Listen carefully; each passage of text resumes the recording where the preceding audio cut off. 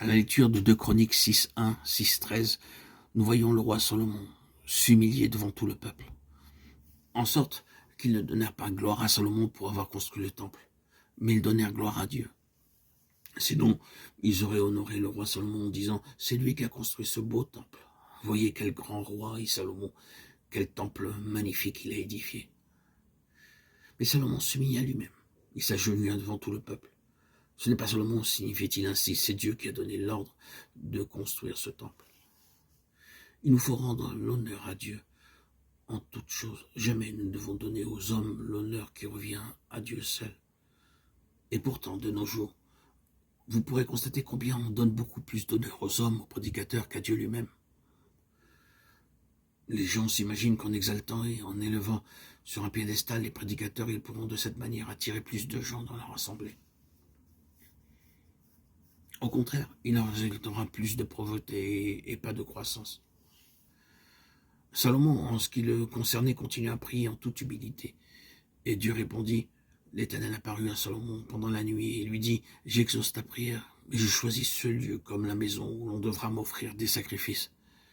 Quand je fermerai le ciel et qu'il n'y aura point de pluie, quand j'ordonnerai aux sauterelles de consumer le pays, quand j'enverrai la peste parmi mon peuple, si mon peuple sur qui est invoqué mon nom s'humilie, prie et cherche ma face, et s'il se détourne de ses mauvaises voies, je l'exaucerai des cieux, je lui pardonnerai son péché, et je guérirai son pays. Mes yeux seront ouverts désormais, et mes oreilles seront attentives à la prière faite en ce lieu.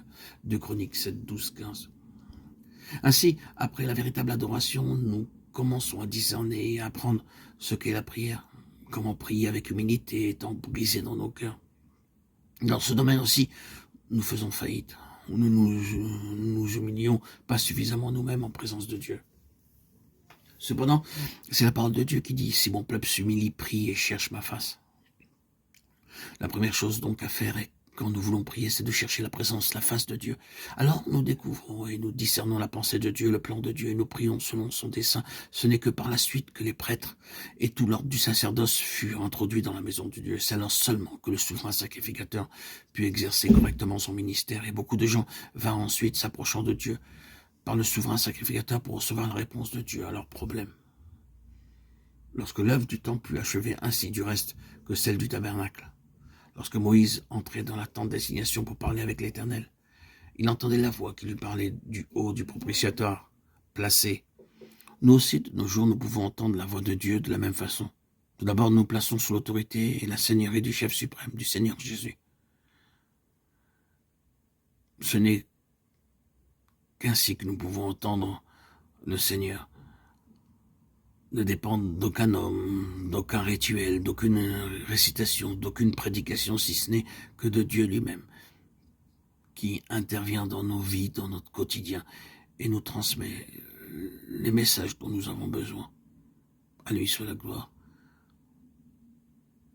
pour les siècles des siècles.